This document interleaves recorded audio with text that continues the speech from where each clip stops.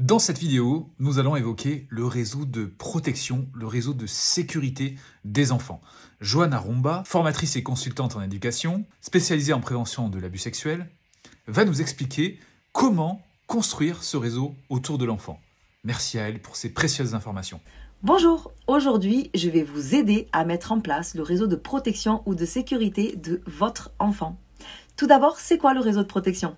Ce réseau se compose de personnes en qui l'enfant et vous avez confiance. Ce sont des personnes qui vont avoir accès au corps de l'enfant pour le nettoyer ou le soigner. Et l'enfant peut demander de l'aide à ces personnes si besoin, s'il se sent triste, en colère ou qu'il a peur par exemple. Il se compose en fonction de chaque contexte familial. Ça peut être la mère, le père, la grand-mère et la tante ou autre. S'il y a une nounou ou qu'il va à la crèche, c'est important d'inclure les personnes qui prennent soin de lui à l'extérieur. D'ailleurs, au moins une personne extérieure doit faire partie du réseau de protection de l'enfant, comme l'enseignante ou le docteur. L'objectif du réseau de protection, c'est de réduire le nombre de personnes qui vont avoir accès au corps de l'enfant.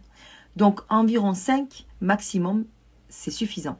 Par exemple, les parents, un des grands-parents, la nounou, le docteur et éventuellement la tata si besoin. Réduire accès au corps de l'enfant permet de réduire les risques d'agression sexuelle. Et comme plus de 80% des cas d'agression sexuelle sur enfant sont commises par un membre de la famille, c'est nécessaire absolument que dans ce réseau de protection, il y ait une personne extérieure à la famille. Laissez clair à l'enfant que même les personnes du réseau de protection ne peuvent pas jouer avec ses parties intimes, ni les toucher en dehors des soins d'hygiène. Que ce toucher doit être doux et rapide, et que si jamais ça arrive, que ce n'est pas de sa faute, et qu'il doit raconter à une autre personne de son réseau de sécurité ou de protection.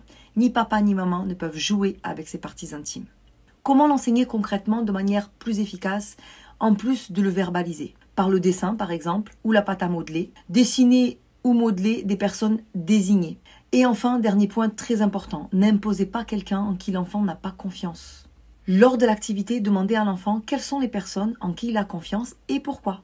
Pour le bébé, évidemment, c'est vous seul qui désignez les personnes du réseau de protection. Mais une fois que l'enfant est assez grand, faites avec lui l'activité ou les activités. Ce réseau peut évoluer. Bonne activité!